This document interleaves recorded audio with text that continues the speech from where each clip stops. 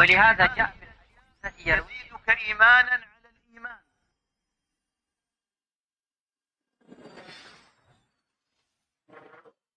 الله وبركاته. الحمد لله رب العالمين، والصلاة والسلام على نبينا الكريم محمد بن عبد الله صلى الله عليه وعلى آله وأصحابه ومن تبعهم بإحسان إلى يوم الدين. أما بعد. Alhamdulillah, bersyukur kita kepada Allah Tabaraka wa Ta'ala Rabbul Izzati wal Jalalah yang telah memberikan kepada kita rahmat dan nikmat-Nya, yang telah menciptakan kita dan memberikan kepada kita seluruh kebutuhan kita dalam kehidupan kita. Allah Tabaraka wa Ta'ala berfirman, وَمَا بِكُم مِّن نِّعْمَةٍ فَمِنَ اللَّهِ. Nikmat apapun yang ada pada kalian, maka dia adalah nikmat yang datang dari Allah. Oleh karena itu, mari kita bersyukur kepada Allah yang telah memberikan kepada kita seluruh nikmat. Salawat dan salam kepada Nabi kita tercinta, Rasul kita yang mulia Muhammad bin Abdullah sallallahu alaihi wasallam, yang telah memberikan kepada kita suri tauladan yang sempurna, yang telah memberikan kepada kita petunjuk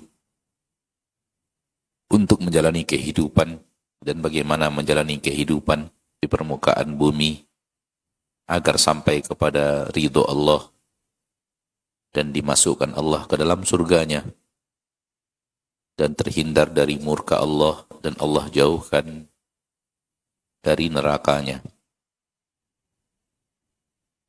Ma'asyiral muslimin wal muslimat rahimani wa rahimakumullah. Pada hari ini Allah memudahkan kita untuk kembali bertemu dalam pelajaran tafsir kita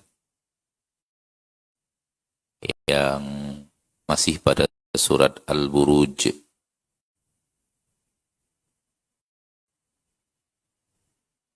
Bagaimana biasa, kita dengarkan terjemahan dari ayat dari surat Al-Buruj yang telah kita pelajari. Penerjemah sudah ada?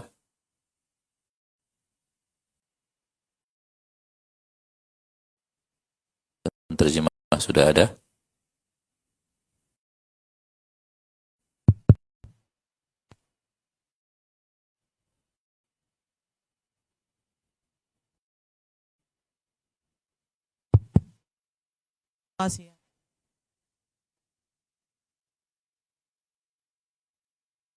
A'udzu billahi minasy syaithanir rajim. Bismillahirrahmanirrahim. Demi langit yang memiliki gugusan-gugusan. Wal yaumil maw'ud. Dan hari yang telah dijanji. Wa syahidin wa mashhud. Dan yang disaksikan dan dipersaksikan. Qutila ashabul ukhdud. Dibunuh sahabat-sahabat parit. An-nari dhatil waqud. Api yang memiliki bahan bakar. Idh hum 'alaiha qu'ud. Di atasnya mereka duduk-duduk. Wa hum 'ala ma yaf'aluna bil mu'minina syuhud. Dan mereka atas apa-apa yang mereka lakukan dengan orang-orang beriman menyaksikan. وَمَا نَقَمُوا مِنْهُمْ إِلَّا أَنْ يُؤْمِنُوا بِاللَّهِ العزيز الحميد. Dan tidaklah mereka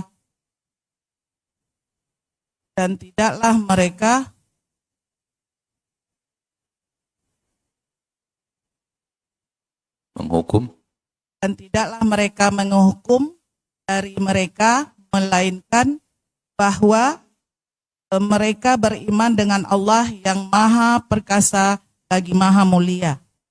Terpuji. Maha perkasa dan maha terpuji. Alladzi lahu mulkus samawati wal ard.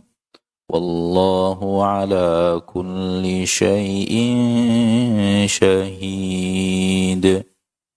Yang miliknya kerajaan langit dan bumi, dan Allah atas segala sesuatu menyaksikan.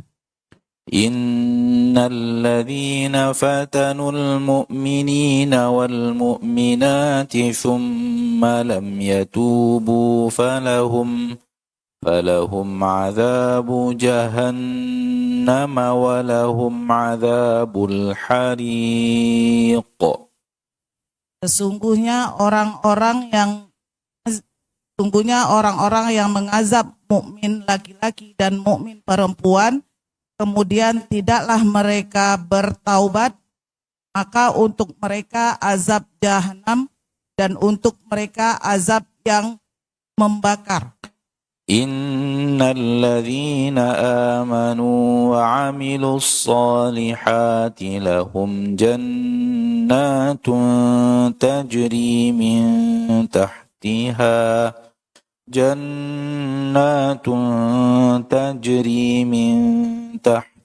al-anhar. Dzalikal fawzul kabir. Sesungguhnya orang-orang yang beriman dan beramal soleh, untuk mereka surga mengalir bawahnya sungai-sungai. Itulah kemenangan yang sangat besar. Sampai di sini pelajaran kita kemarin. Ya.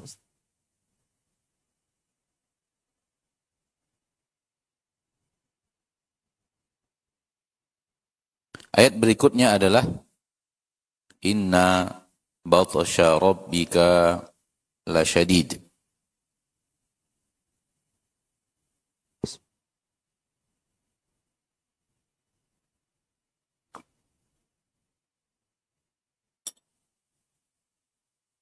Inna batsha rabbika lasyadid.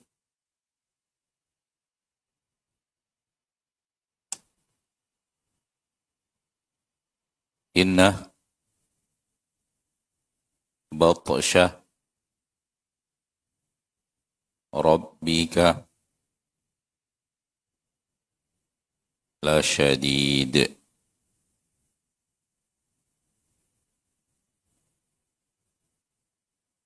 Inna sesungguhnya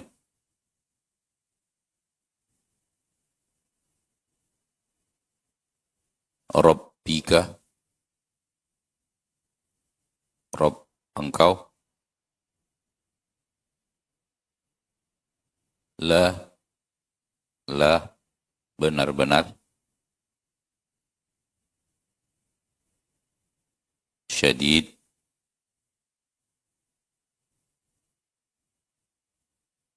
bersangatan.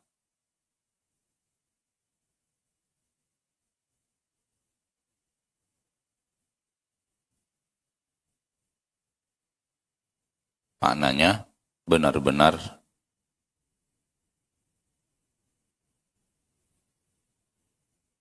dahsyat.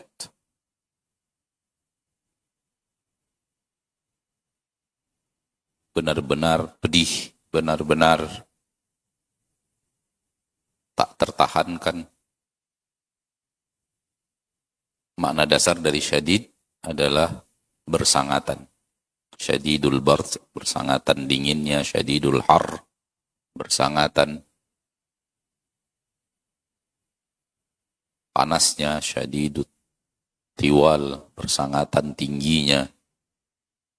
Syadidu al-azm, bersangatan kuat tulangnya. Syadid artinya bersangatan.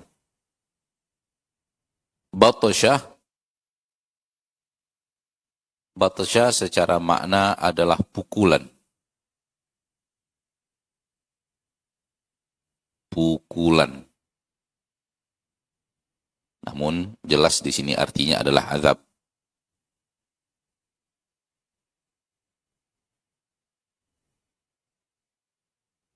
Di sini artinya adalah azab. Namun secara dasar batosyun artinya pukulan.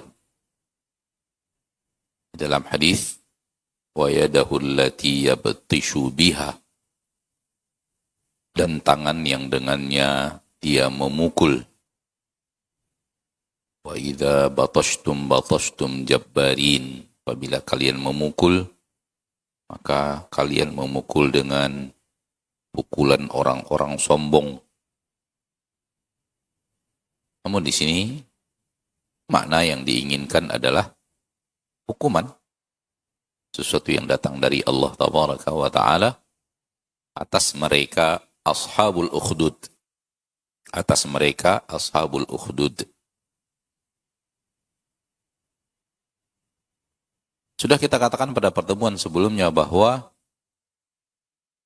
di dunia ashabul ukhdud seolah-olah mereka yang menang. Dan orang-orang yang beriman yang diazab di dalam ukhdud seolah-olah mereka adalah yang lemah dan kalah. Dan kondisi tak seperti itu. Justru yang menang adalah orang-orang yang bertahan di atas iman, walau rela melepaskan nyawanya, itulah yang menang. Dan yang kalah adalah orang-orang yang wafat di atas kufur, walau di atas kejayaan dunia. Dalam sudut pandang manusia di dunia. Tidakkah sebahagian daripada umat-umat yang durhaka dan durjana dikatakan di dalam Al-Quran membunuh para nabi?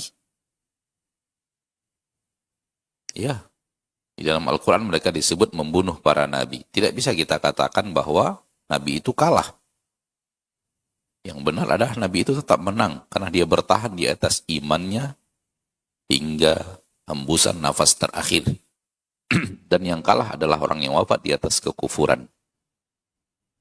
Tidak lagi bahasan kita hal seperti itu, namun di sini Allah menyatakan apa yang akan didapatkan oleh mereka ashabul ukhdud. Bahwa mereka akan mendapatkan azab dari Allah yang sangat dahsyat. Inilah dia makna kekalahan itu. Inilah dia makna kekalahan itu. Anda akhirnya sampai kepada murka Allah dan azabnya.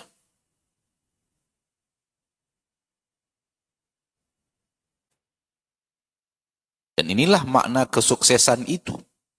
Sesuatu yang Anda rasakan di dunia mengantarkan Anda kepada ridho Allah dan surganya. Karena sukses dalam agama kita tidak dinilai dari apa yang terjadi di dunia. Namun apa yang akan didapatkan nanti di sisi Allah. Di akhirat. Itulah dia kesuksesan. Ridho Allah dan surganya. Bukan kesuksesan dunia yang sebentar, akan tetapi kesuksesan akhirat yang abadi. Maka penderitaan yang dirasakan oleh orang-orang ashabul ukhdud, yang dirasakan oleh orang-orang yang terjadi kepadanya azab pada ashabul ukhdud, telah mengantarkan mereka kepada kesuksesan. Karena mengantarkan mereka kepada ridho Allah dan surganya. Fahami itu semuanya terhadap orang-orang yang wafat mempertahankan agamanya. Kalau kita sadar itu, sadarlah kita sekarang orang yang tetap bertahan di atas iman, di bawah gempuran musuh-musuh Allah, dan dia tetap bertahan di atas imannya sampai nafasnya yang terakhir. Mereka adalah orang-orang yang sukses, bukan orang-orang yang kalah. Mereka adalah orang-orang yang berjaya, bukan orang-orang yang terhina. Walau dalam sudut pandang mata dunia sekarang, dalam zahir pandangan dunia mereka adalah orang-orang yang dihancurkan, dizolimi zolimi dan semacamnya, akan tetapi kalau itu yang akan mengantarkan mereka kepada ridho Allah dan surganya, maka itu adalah kesuksesan hakiki. Kesuksesan dalam sudut pandang agama dan keimanan. Baik, apabila kita lihat ayat sebelum ini, persis sebelum ini ayatnya, ayat itu bicara surga. Innal ladzina amanu wa 'amilus solihati lahum jannatun tajri min tahtihal anhar. Dzalikal fawzul kabir, untuk hamba-hamba Allah yang beriman, yang diadab di dunia oleh orang-orang yang kafir. Ayat bicara surga. Ayat ini bicara neraka. Langsung setelah ayat surga, Allah bicara neraka. Inna batsya rabbika lasyadid. Ini di akhirat. Karena ashabul ukhdud tidak diadab di dunia, tapi diadabnya di akhirat. Maka ini adalah azab Allah yang Allah berikan kepada mereka, ashabul ukhdud, yang dari ayat tadi disebut qutila ashabul ukhdud, Allah berikan di neraka. Maka ayat ini bicara neraka. Dan sering kita ingatkan diri kita bahwa di dalam Al-Quran, setelah neraka Allah sering bicara surga. Setelah surga Allah sering bicara neraka. Terus seperti itu. Ya, walaupun sekali-sekali Allah bicara surga saja tidak diiringi neraka. Bicara neraka saja tidak diiringi surga. Sekali-sekali. Namun mayoritas Allah akan menyebut beriringan. Setelah surga neraka. Setelah neraka surga. Ya. Maka ini adalah ayat yang bicara tentang neraka yang akan Allah berikan kepada orang-orang yang durhaka kepadanya di dunia. La syadid, benar-benar bersangatan dari segala hal. Kalau panas, bersangatan panasnya. Kalau pedih, bersangatan pedihnya. Kalau menghancurkan, bersangatan menghancurnya. Kalau melelehkan, bersangatan melelehkannya. Kalau sakitnya, bersangatan sakitnya. Apa yang ada di neraka? Ketika Nabi sudah menyampaikan yang paling ringan saja, di dunia manusia tidak pernah bisa melihatnya. Apalagi merasakannya. Itu yang paling ringan azab di neraka Allah Tabaraka wa Ta'ala. Dan disampaikan oleh Nabi dalam bentuk kata-kata. Yaitu orang yang di kakinya diletakkan 2 bara api neraka. Di bagian kakinya paling bawah diletakkan 2 bara api neraka. Bara api, bukan apinya, baranya saja. Jamratani. Panasnya bara itu menjalar ke seluruh tubuhnya sampai ke bagian atas kepalanya yang membuat otak yang ada di kepalanya mendidih. Hal yang seperti ini di dunia tidak ada. Hal seperti ini di dunia tidak ada. Orang yang hidup dalam kondisi seluruh tubuhnya mendidih kepanasan, itu tidak ada yang hidup. Tetapi azab di neraka, na'udzubillahi minan nar, na'udzubillahi minan nar, na'udzubillahi minan nar, ini yang paling ringan saja. Dan dalam riwayat lain disebutkan bahwa azab yang paling ringan memakai sendal. Diberikan kepadanya sendal. Sendal dari bara api neraka. Ketika dipakai sendal itu, panasnya menjalar ke seluruh tubuhnya sampai bagian atas kepalanya mendidih kepanasan. Dan dia masih merasakan hidup. Dan dia masih merasakan pedihnya itu. Nah, kalau ini azab yang paling ringan, yang dikatakan Nabi SAW, disampaikan oleh Nabi SAW kepada kita, tak terbayang bagaimana azab di atasnya, di atasnya, di atasnya, di atasnya, di atasnya, dan di atasnya. Oleh karena itu, seorang mukmin hidup, salah satu tujuan hidupnya adalah menghindarkan dirinya dari murka Allah dan nerakanya. Itu tujuan hidup kita, tidak hanya sekedar beribadah, artinya melaksanakan ketaatan. Ya, itu bahagiannya yang kedua. Bahagian yang pertama adalah menghambakan diri kepada Allah dengan ketaatan, melakukan hal-hal ibadah, dan bahagian kedua menghambakan diri kepada Allah dengan menghindar dari maksiat. Karena dua-duanya adalah maksud penciptaan manusia. menghambakan diri kepada Allah dengan dua hal. Melakukan ketaatan yang mengantarkan kita kepada ridhonya, menjauhi maksiat yang mengantarkan kita kepada terhindar dari azabnya. Agar terhindar dari azabnya Rabbul Izzati wal Jalalah. Siapapun yang berhadapan dengan azab Allah di akhirat pasti tidak mampu. Pasti tidak mampu karena azab Allah itu sangatlah dahsyat. Kenapa Allah sampaikan? Agar kita hidup di permukaan bumi ini punya benteng pertahanan dari godaan maksiat. Ini ujian kita. Kita diuji dengan aneka ragam maksiat yang dicintai oleh keinginan syahwat.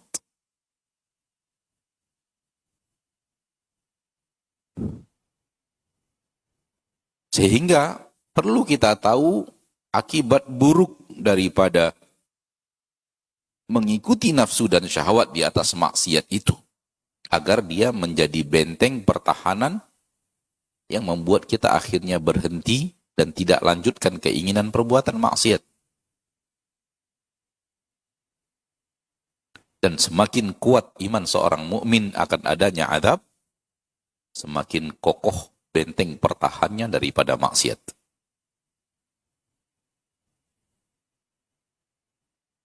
Inna batsha rabbika la syadid, innahu huwa yubdi'u wa yu'idu.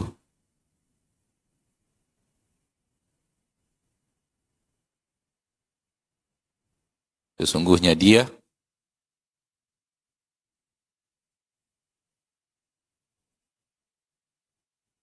yaitu Allah, huwa, dia memulai dan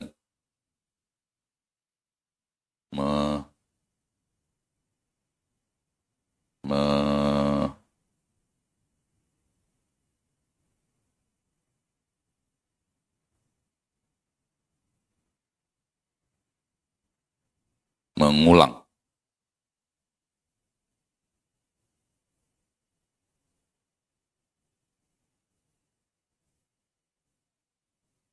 Yubdi'u, memulai penciptaan.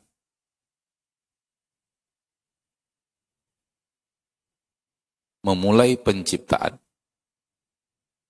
Wa yu'idu, dan dia juga yang mengulangi penciptaan.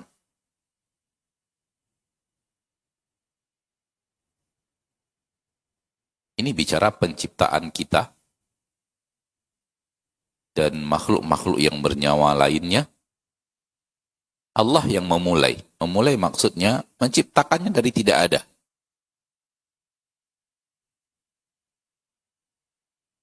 Menciptakannya dari tidak ada. Itu Allah. Wa yu'id, dan mengembalikan, mengulang penciptaan itu. Maksudnya, setelah diciptakan, Anda ditiadakan. Lalu diulang lagi penciptaannya. Lalu diulang lagi penciptaan itu. Maka ayat ini berbicara bahwa Allah yang menciptakan, namun kemudian Allah wafatkan, lalu Allah ciptakan lagi.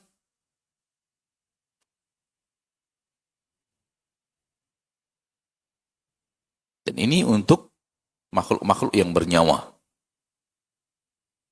Allah ciptakan kita, dari awalnya kita tidak ada, dia yang memulai penciptaan, lalu akan wafatkan kita, kembali kepada tiada, lalu dia akan ulang lagi penciptaan itu, dengan menghidupkan kita kembali. Dan ini menunjukkan kekuasaan tiada tara. Kemampuan tiada batas. di mana Allah ciptakan kita dari tidak ada menjadi ada, dari tidak hidup menjadi hidup. Hanya Dia yang bisa melakukannya.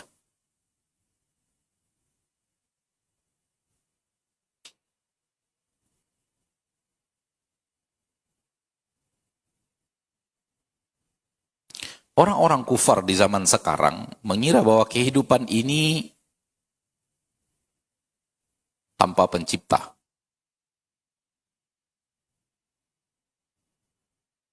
Dengan mereka mengatakan manusia hidup ya wajar-wajar saja. Karena dia punya ini, punya itu, punya ini, punya itu. Lalu menyebutkan anggota tubuh kita. Ada jantung, ada paru-paru, ada darah, ada tulang, ada ini, ada itu, dan semacamnya. Tetapi mereka tetap tidak bisa menjawab. Di saat semua itu ada, tapi orang itu mati. Orang yang mati, semua yang ada ketika dia hidup, ada juga. Orang yang baru saja wafat, ada yang kurang dari dirinya, dari anggota tubuhnya? Tak ada yang kurang. Jantungnya ada, paru-parunya ada, darahnya ada, tulangnya ada. Tapi kemana dia? Tak ada lagi.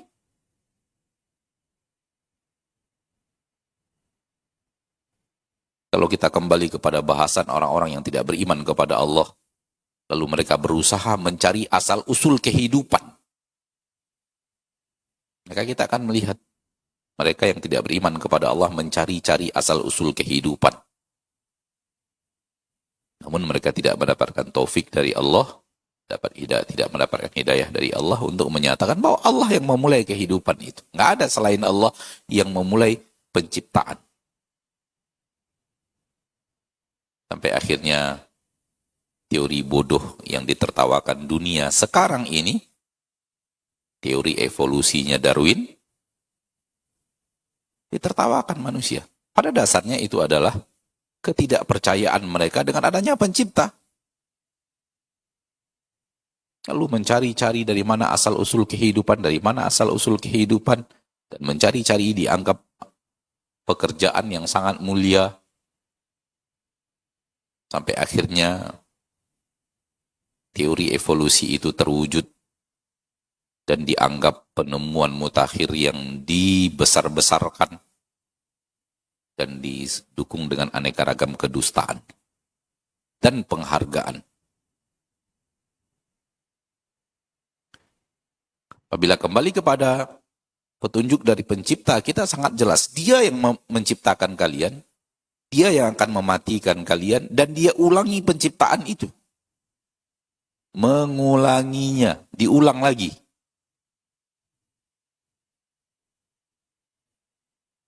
Dan ini tidaklah hal yang harusnya ditolak. Karena banyak orang menolak dengan adanya kehidupan setelah kematian, termasuk orang Quraisy. Kata mereka mustahil manusia yang telah mati ini bisa dihidupkan kembali. Bukankah itu hanya pengulangan? Bukankah Allah telah membuktikan Ia menciptakan sebelum mengulangi penciptaannya?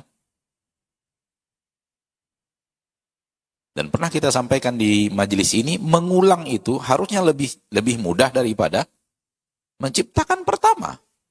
Namanya juga mengulang.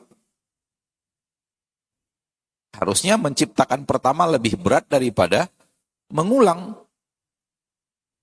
Secara logika manusia, menciptakan pertama harusnya lebih berat daripada mengulang penciptaan. Kita sudah Allah ciptakan, Allah sudah membuktikan kepada kita, Allah mampu menciptakan. Setelah kematian, kita diciptakan lagi, diulang lagi penciptaannya, dihidupkan lagi seperti dulu dihidupkan. Kok ditolak? Harusnya Allah sudah membuktikan, Ia mampu menciptakan. Untuk mengulangi, maka suatu hal yang mudah bagi Allah untuk mengulang lagi sesuatu yang pernah Ia buat. Karena dalam logika manusia, yang pertama lebih berat daripada yang mengulang. Maka mengulang bagi Allah lebih mudah daripada menciptakan pertama. dalam rumus manusia itu berlaku. Sehingga secara logika menolak adanya kehidupan kedua itu adalah logika yang tidak logis. Kenapa? Menolak setelah Allah membuktikan mampu. Menolak adanya penciptaan yang kedua, pengulangan yang kedua, kehidupan yang kedua, setelah Allah membuktikan Allah mampu menciptakan. Akhirat hanya mengulang penciptaan. Kehidupan akhirat adalah mengulang kembali hidupkan kita yang dulunya pernah dihidupkan, diciptakan, lalu dimatikan, lalu diciptakan lagi, pengulangan. Di dalam Al-Quran Allah Tabaraka wa Ta'ala menyebutkan, dialah Allah yang mengulang kembali penciptaannya. Wa huwa ahwanu alaih. Itu lebih mudah bagi Allah. Itu lebih mudah bagi Allah. Dan semua urusan bagi Allah mudah. Akan tetapi, mengulang harusnya lebih mudah daripada menciptakan pertama. Dan ini menunjukkan akan adanya akhirat, hari pembalasan, yang diingkari oleh banyak manusia di permukaan bumi ini.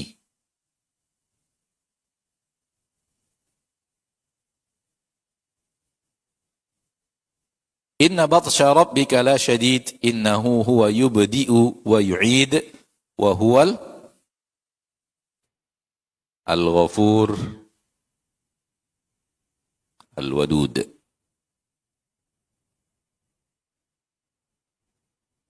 Wa huwa, dan dia, al-ghafur, maha pengampun, al-wadud, maha penyayang.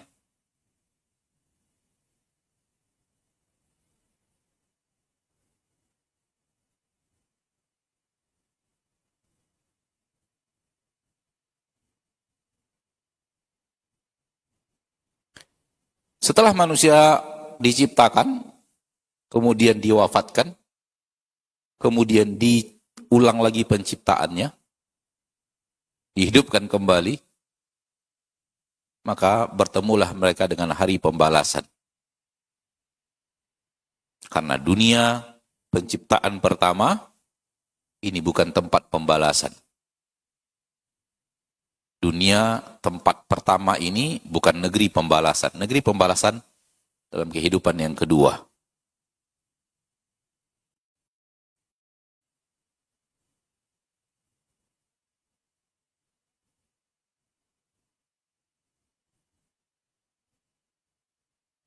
Ketika kembali kepada kehidupan yang, ketika manusia masuk kembali diciptakan dalam kehidupan yang kedua, maka mereka datang kepada Allah dengan aneka ragam dosa dan kesalahan. Dengan aneka ragam kekeliruan. Dengan aneka ragam pelanggaran tuntunan hidup. Dan itulah kita. Saya dan Anda dan semua manusia di permukaan bumi sekarang ini. Dan semua manusia di permukaan bumi dari dahulu sampai terakhir, kecuali orang-orang yang Allah jaga, para nabi dan para rasul. Spesial penjagaan Allah terhadap para nabi dan para rasul. Selain mereka adalah orang yang berdosa, banyak atau sedikit.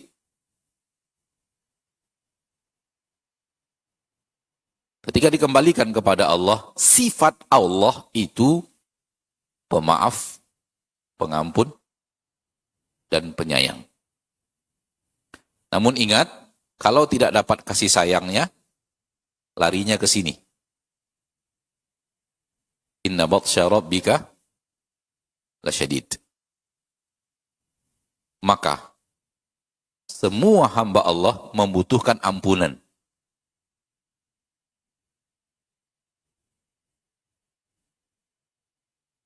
Kalau ingin setelah itu disayangi Allah,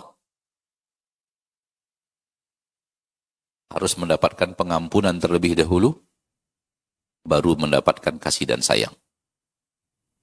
Apabila pengampunan tidak dapat, dapatnya yang ini. Inna batsya rabbika lasyadid.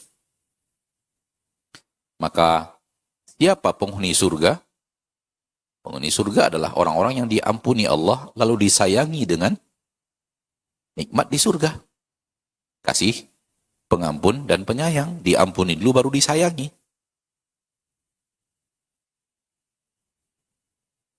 Sebaliknya kalau kita bertanya siapa penduduk neraka?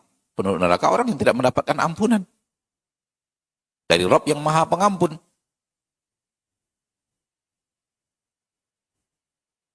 Orang yang tidak dapat pengampunan dari Rabb yang Maha Pengampun. Orang yang tidak dapat maaf dari Rabb yang Maha Pemaaf. Itu menandakan degil luar biasa.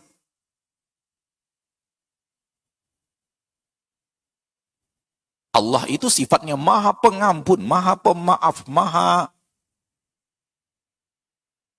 Maha melepaskan manusia dari aneka ragam kesalahannya.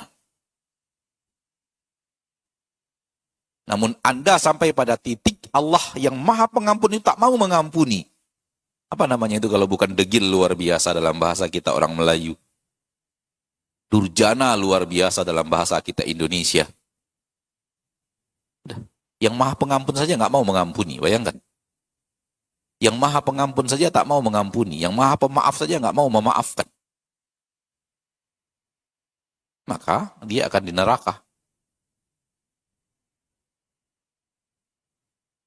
Kenapa tidak mendapatkan maaf dan ampunan dari yang Maha Pengampun, sehingga tidak mendapatkan kasih sayang, karena kasih sayang di akhirat pasca pengampunan. Kalau kita sadar itu, sadarlah kita posisi minta ampun kepada Allah. Sadarlah kita posisi pentingnya beristighfar kepada Allah. Pentingnya minta ampun atas dosa dan kesalahan kita kepada Allah. Karena surga yang kita idam-idamkan itu tak mungkin kita dapatkan kalau kita tidak mendapatkan ampunan. Dan Allah sudah mengatakan syirik takkan Allah ampuni. Allah sudah katakan di dunia syirik takkan Allah ampuni. Syirik besar ya, takkan Allah ampuni. Allah sudah tegas-tegas mengatakan, wahai manusia di permukaan bumi, apabila terjerumus ke dalam kesyirikan, lalu tidak taubat dari syirik itu sampai mati, Allah sudah tegaskan di permukaan bumi dengan ayatnya yang Allah turunkan, takkan Allah ampuni. Pertanda beratnya kesalahan Anda menyekutukan Allah, beratnya dosa Anda menyekutukan Allah, sehingga Allah sudah kasih tahu kepada kita bahwa takkan Allah ampuni. Karena itu hal yang paling sangat dibenci oleh Allah, menyekutukan dia dengan selainnya. Oleh karena itu,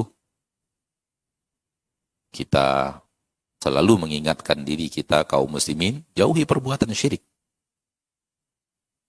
Agar kita di akhirat terhindar dari ancaman Allah yang ada di dalam Al-Quran. Allah tak ampuni, tidak mengampuni orang yang berbuat syirik. Kalau tidak dapat pengampunan berarti tak akan masuk surga. Kalau tidak dapat pengampunan berarti tak akan masuk surga selamanya. Sehingga connect dengan ayat yang lain, innahu man yusyrik billahi faqad harramallahu alaihil jannah. Yang berbuat syirik kepada Allah, Allah haramkan untuknya surga. Kenapa? Karena tak dapat pengampunan. Maka tak akan pernah masuk surga.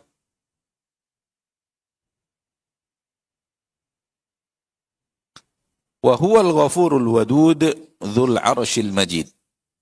Fa'alul lima yurid.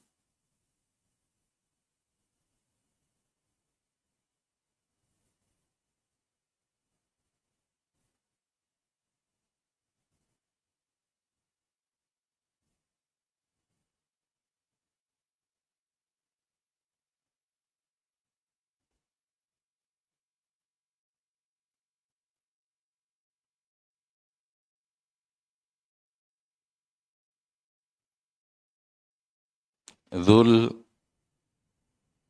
arsy al-majid. Dzu memiliki sama dengan dhatu.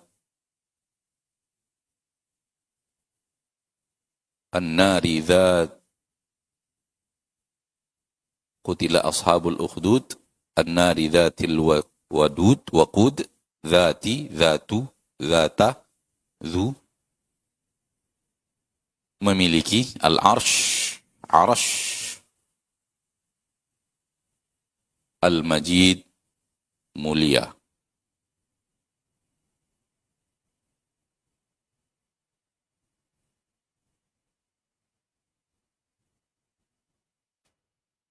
Allah yang pengampun dan pengasih tadi, pengampun dan penyayang tadi, ia memiliki arsy.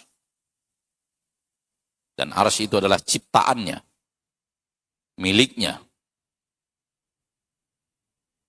hambanya, makhluk ciptaannya.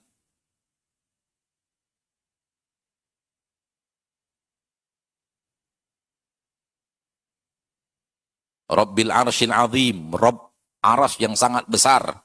Berarti aras marbub, ciptaan Allah.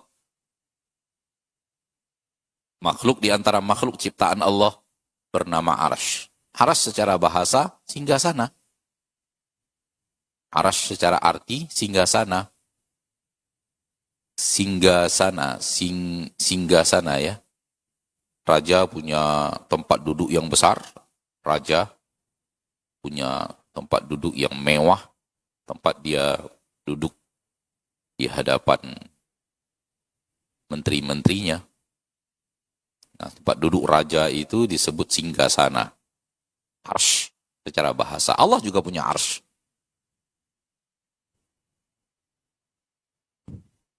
Berarti arsy itu ada.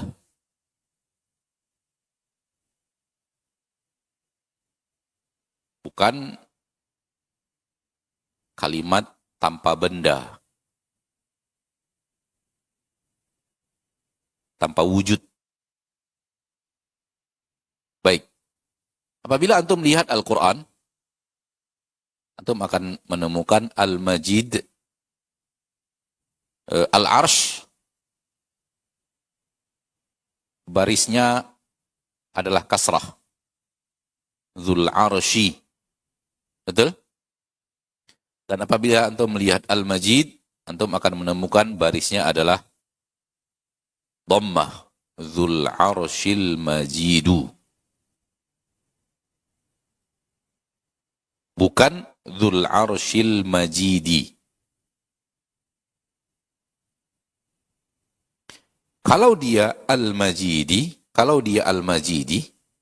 maka yang mulia di sini adalah arsy. Karena dia na'at kepada arsy, dia terikat kepada arsy secara bahasa, maka yang mulia di sini adalah al-arsy. Kalau dia adalah kasrah.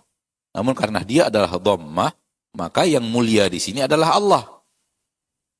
Dzu al-majidu. Oleh karena itu, maha di sini. Memiliki arsy yang maha mulia. Yang maha maksudnya Allah yang maha mulia. Allah yang maha mulia. Bukan arasnya, namun Allahnya. Walaupun arsy itu mulia, sangat mulia.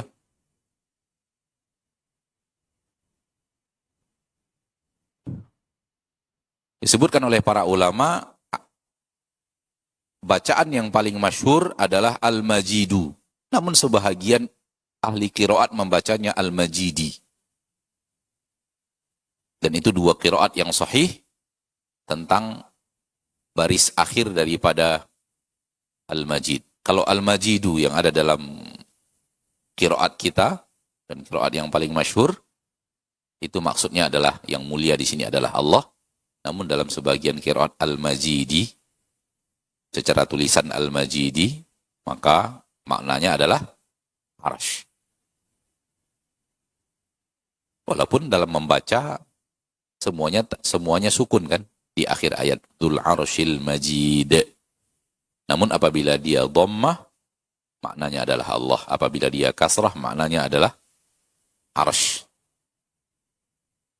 Arsy Allah adalah makhluk ciptaan Allah, lebih luas daripada langit dan bumi. Langit dan bumi ini digabungkan semuanya, lebih luas arsy Allah itu.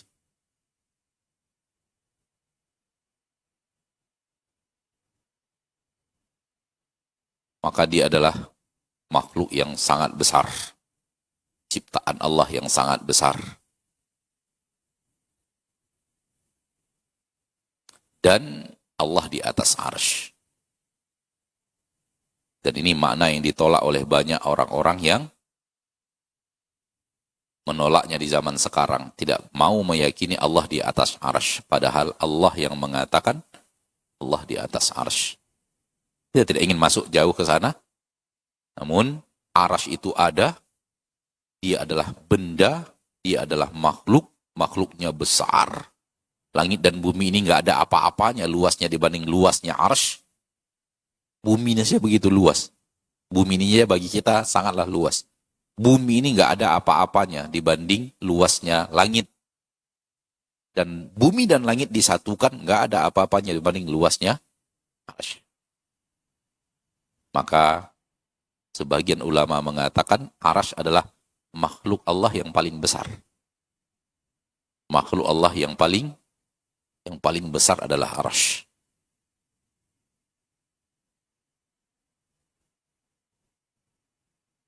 Suatu hari di akhirat, kita akan melihat arsy Allah.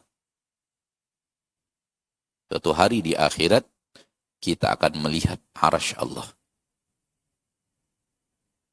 Saat dimana tak ada lagi ujian keimanan.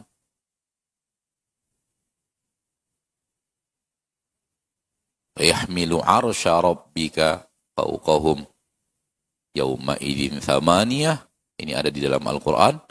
Suatu hari di hari akhirat, kalian akan melihat arsy Allah.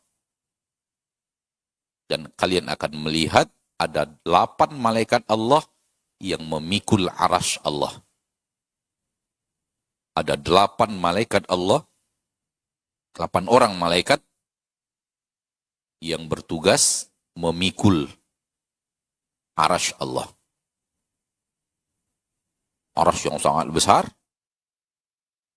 Di akhirat akan kita lihat dan kita melihat malaikat-malaikat yang memikulnya, dan jumlah malaikat itu berapa? 8 orang. Pertanda arsy itu ada, arsy itu benda, dipikul. Maka kalau kita menyaksikan ada orang yang sekarang mengatakan arsy itu bukan benda, bukan barang yang tidak ada, hanya kalimat yang diguna, itu batil. Apapun yang mereka katakan itu batil. Karena kalau tanpa wujud, maka tak ada yang namanya memikul. Dan Rasulullah SAW telah mengatakan kepada kita, besarnya malaikat pemikul arsy Allah, jarak antara lemak telinganya ini ada lemak di telinga kita, jarak antara lemak di telinganya ini sampai pundak. Kalau kita berapa senti ini? 7 lah ya. 6 senti, 7 senti. Lebih kurang 7. 6 atau 7 senti di sini. Malaikat Allah itu dari lemak telinganya sampai pundaknya perjalanan 700 tahun. Perjalanan berapa? 700 tahun. Dan mereka malaikat yang besar, kuat. Arsy Allah yang lebih luas dari langit dan bumi dipikul oleh 8 malaikat. Dan itu akan kita saksikan di akhirat. Pasti. Tanpa ada keraguan sedikit pun karena Allah telah berfirman. Fa'alul lima yurid.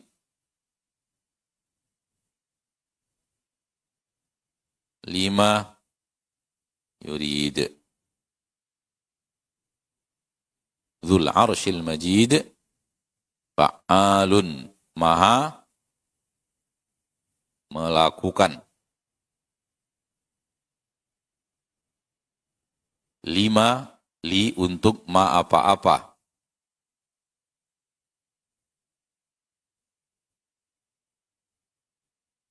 Yuridu dia inginkan.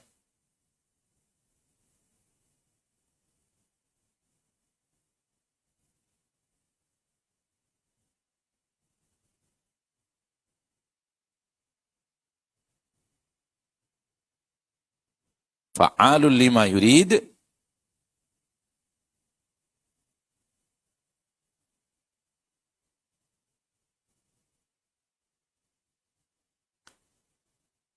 Rabb yang memiliki arash, yang maha mulia ini, maha melakukan, maha berbuat, maha bisa mengerjakan, maha bisa mewujudkan apapun yang dia mau. Tak ada yang bisa menghalangi kekuasaan sempurna. Keinginan Allah semuanya Allah bisa wujudkan. Dan ini makna bahwa Allah Raja.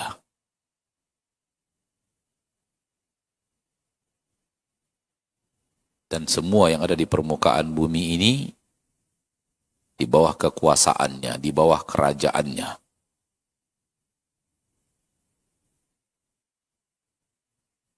Sehingga dia akan melakukan semua yang dia inginkan. Namun ingat, apapun yang dia inginkan, dia Rabb yang penyayang. Dia pengasih dan penyayang.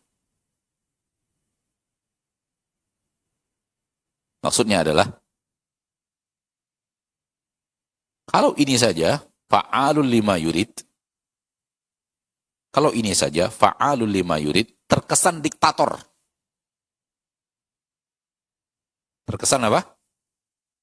Diktator. Dan kediktatoran itu terkesan bengis. Paham enggak maksudnya? Paham enggak maksudnya? Orang kalau dia, apapun yang dia lakukan, pasti dia lakukan. Tak ada yang bisa menghalangi dia. Orang terbayang kedikdayaan, kediktatoran, berbuat apapun yang dia suka, lebih kepada dahsyatnya. Namun ingat, ia juga mengatakan dia penyayang. Yang maha diktator ini, yang maha berbuat apapun yang dia mau ini, pengasih dan penyayang. Kehendak-kehendaknya didasari oleh kasih dan sayang. Karena dia pengasih dan penyayang juga.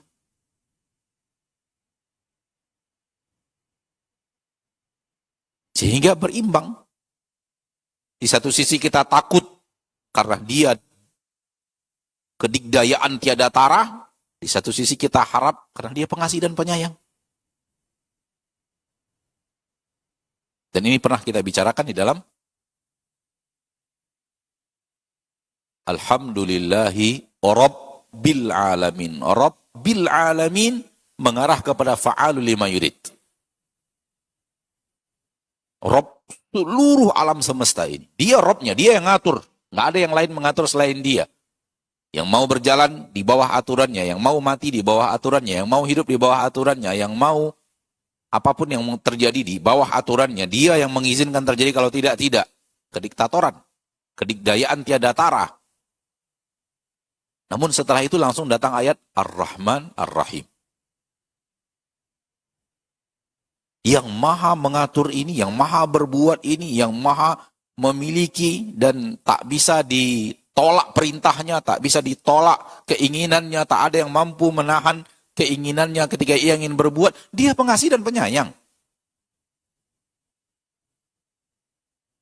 Perbuatannya, keputusannya, perintah dan larangannya datang dari kasih sayangnya.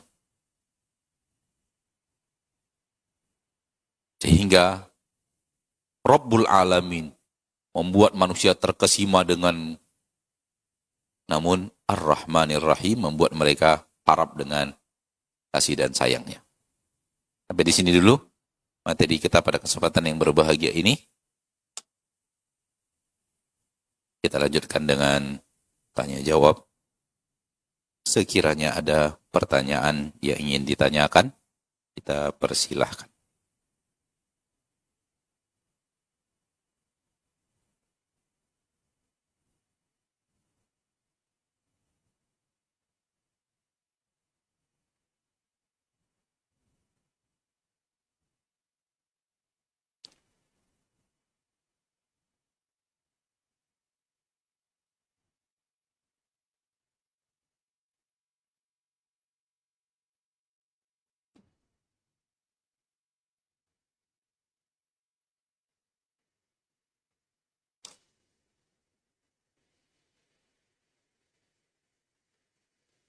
Pertanyaan pertama, Ustadz, apa perbedaan makna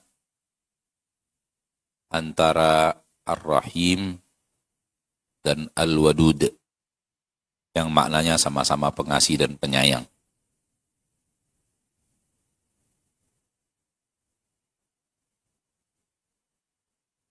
Di dalam nama Allah Tabaraka wa Ta'ala ada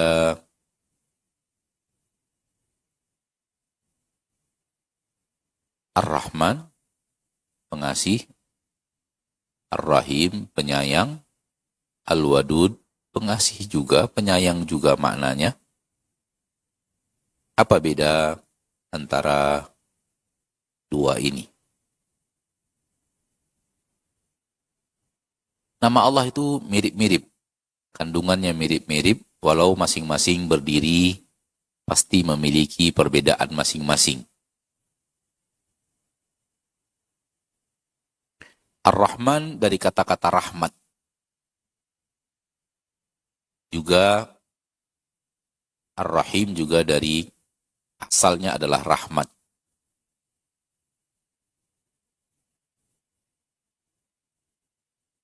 Al-Wadud berasal dari kata-kata mawaddah. Bukan berasal dari kata-kata rahmat. Kalau dilarikan ke dalam bahasa kita,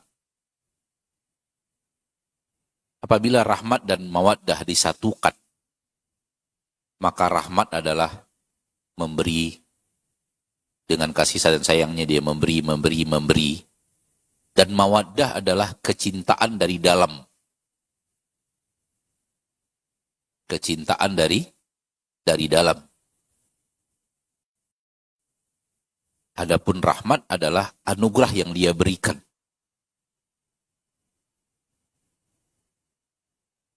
Lihat firman Allah di dalam Al-Quran, وَجَعَلَ بَيْنَكُمْ مَوَدَّةً وَرَحْمَةً. Mawaddah wa rahmah. Dia ciptakan untuk kalian mawaddah, cinta, dan dia ciptakan untuk kalian kasih dan sayang. Ada mawaddah dan ada rahmat. Mawaddah adalah kecintaan yang datang dari dalam seorang suami mencintai istrinya dari hatinya. Lalu dia merahmati istrinya dengan perbuatannya, dengan tutur katanya, dengan pemberiannya. Wallahu ta'ala alam. Ya. Ini yang bisa Anda jawab pada kesempatan kali ini.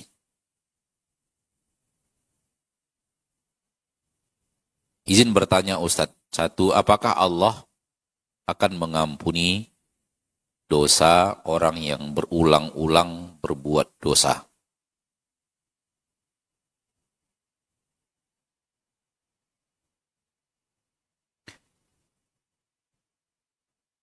Dalam pertanyaan ini, ada beberapa jawaban kita. Yang pertama,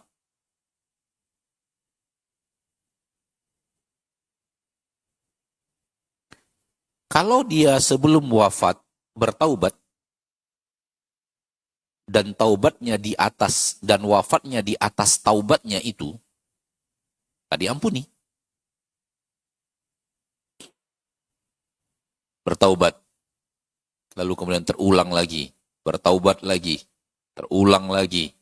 Bertaubat lagi. Setelah dalam keadaan bertaubat, wafat. maka akhir kehidupannya adalah taubat. Dan manusia dinilai oleh Allah di akhir kehidupan. Ana selalu mengatakan adalah akhir kehidupan itu adalah final siapa kita. Final siapa kita. Maka kalau wafatnya di atas taubat, insya Allah mendapatkan pengampunan. Karena wafatnya di atas husnul khatimah. Lalu bagaimana kalau berdosa, taubat, dosa lagi, taubat lagi, dosa lagi, wafat? Berarti wafatnya di atas maksiat. Kan berulang-ulangnya manusia kayak gitu tuh. Dan dia tidak tahu dia wafatnya di atas taubatkah atau di atas maksiatkah. Kalau di atas maksiat dia taubat, di akhirat nanti terserah Allah. Kalau di atas maksiat dia wafat, di akhirat nanti pada hari pertemuan dengan Allah, terserah Allah. Allah ampuni atau tidak. Kalau Allah ampuni, masuk surga. Kalau tidak Allah ampuni, ke neraka dulu. Kita tidak bicara dosa syirik besar ya. Kalau syirik besar jelas tidak akan mendapatkan pengampunan. Berarti neraka untuk selama-lamanya. Kita bicara maksiat seorang mukmin. Maksiat seorang mukmin. Ini bahasan pertama. Bahasan yang kedua, inilah kodrat kita. Beginilah sunnatullah untuk Bani Adam. Dan kita adalah Bani Adam itu. Dan jangan kira bahwa taubat itu adalah setelah taubat tak lagi berbuat dosa selama-lamanya. Bukan itu yang taubat. Karena taubat dengan makna yang seperti itu tak mampu kita lakukan. Jangan kita mengira bahwa yang makna taubat yang benar itu setelah taubat nggak lagi terjerumus kepada kesalahan sampai mati. Itu bukan taubat yang diinginkan Allah untuk kita. Karena kalau itu yang Allah inginkan untuk kita, semua kita nggak mampu untuk melakukannya. Maka taubat untuk jenis manusia ini adalah taubat suatu saat terjadi lagi, taubat lagi. Terjerumus lagi, taubat lagi. Terjerumus lagi, taubat lagi. Begitu. Memang begitu. Anak ingin mengatakan, kadang-kadang manusia difrustasikan oleh syaitan. Waduh, kayaknya saya nggak bisa taubat nih, terjerumus lagi. Saya sudah coba taubat lagi, terjerumus lagi. Kayaknya saya nggak kuat untuk taubat. Nah, itu dia. Dijerumuskan oleh syaitan, yang setan inginkan, ya udahlah jangan taubat-taubat, masuk aja maksiat, seterusnya terjerumus sampai selesai aja gitu. Padahal itulah kodrat kita. Kodrat kita sebagai manusia, fitrah kita sebagai manusia, begitulah Allah menciptakan makhluk dengan jenis manusia. Itu maksudnya. Anda jenis manusia kan? Iya, itulah. Begitulah ciptaan Allah dalam bentuk jenis manusia ini. Maka selama Anda menjadi manusia, dengan taubatnya Anda, yakinlah kalau umur Anda masih panjang, terjerumus lagi Anda nanti. Taubat lagi. Terjerumus lagi, taubat lagi. Jangan Anda kira bahwa ini tanda bahwa Anda orang yang tidak mampu lagi untuk bertaubat. Nah, itu bisikan syaitan. Itu bisikan syaitan.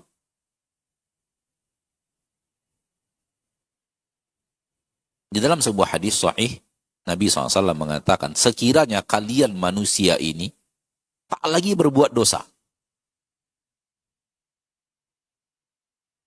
Ternyata ketika manusia ini bertaubat, semuanya bertaubat, dan akhirnya seperti yang digambarkan tadi, yang tidak mungkin bisa kita kerjakan, setelah taubat nggak lagi berbuat dosa sampai mati. Kalau begitu kalian semuanya, kata Nabi, la dhahaballahu bikum. Allah akan musnahkan kalian. Kemudian Allah datangkan lagi yang lain yang berdosa, lalu minta ampun kepada Allah, lalu Allah ampuni. Maka jangan sampai terjerumusnya kita kepada kesalahan yang kita pernah bertaubat darinya, membuat kita frustasi dari rahmat Allah. Membuat kita frustasi dari ampunan Allah. Itulah kodrat kita manusia, terjerumus lagi, taubat lagi. Terjerumus lagi, taubat lagi. Terjerumus lagi, taubat lagi. Allahu a'lam.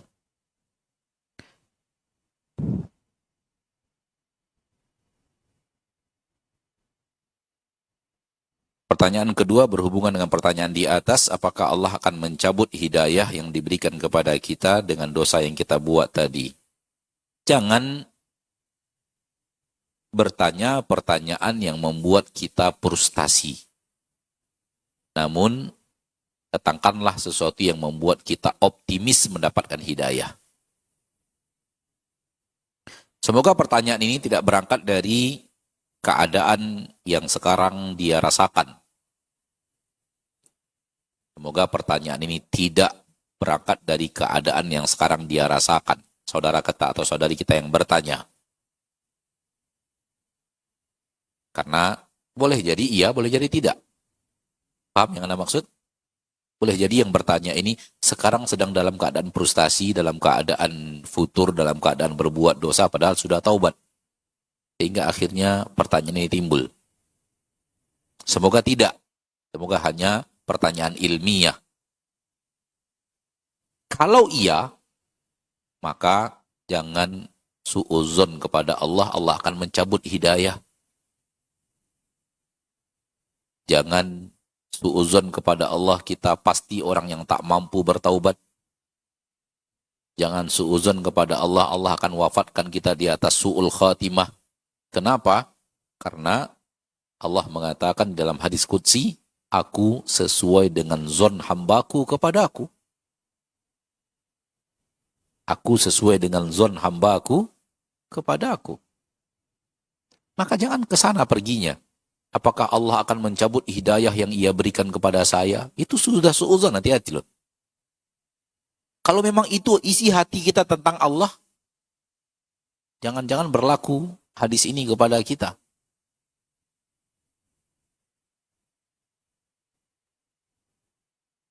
Ana inda dhanni abdi bi, aku akan sesuai dengan zon hambaku kepada aku.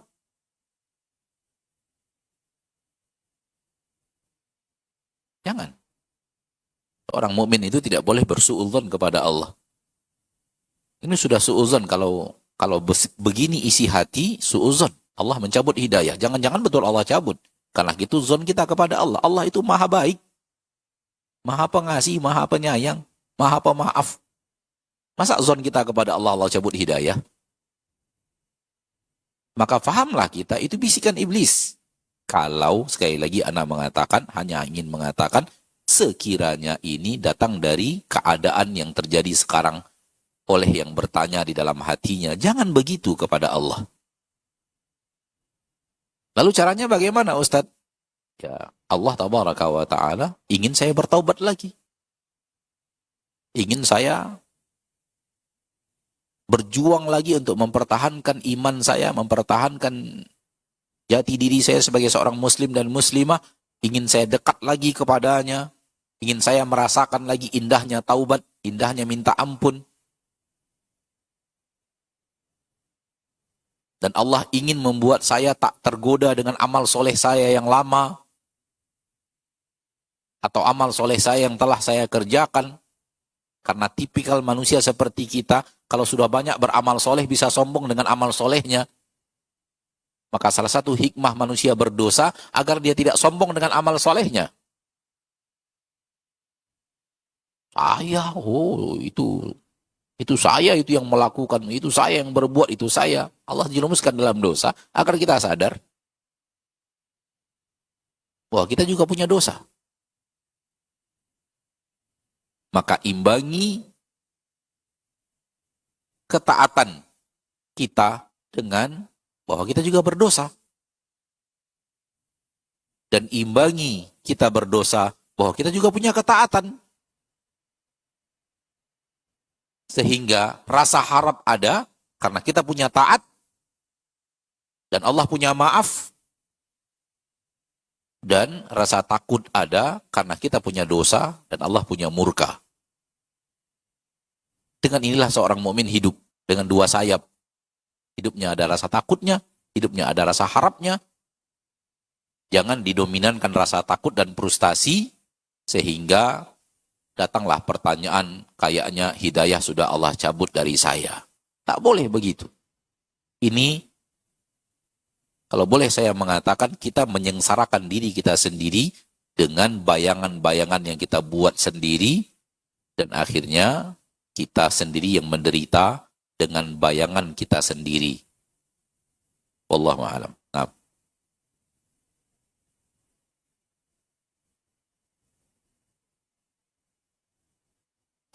Sampai di sini pertemuan kita pada kesempatan yang berbahagia ini. Semoga Allah Tabaraka wa Ta'ala menjadikan kita hamba-hambanya yang senantiasa berusaha untuk berjalan di atas ridho dan ketaatan kepadanya. Amin ya rabbal alamin. Subhanakallahumma bihamdik, asyhadu an la ilaha illa anta, astaghfiruka wa atubu ilaik. Assalamualaikum warahmatullahi wabarakatuh.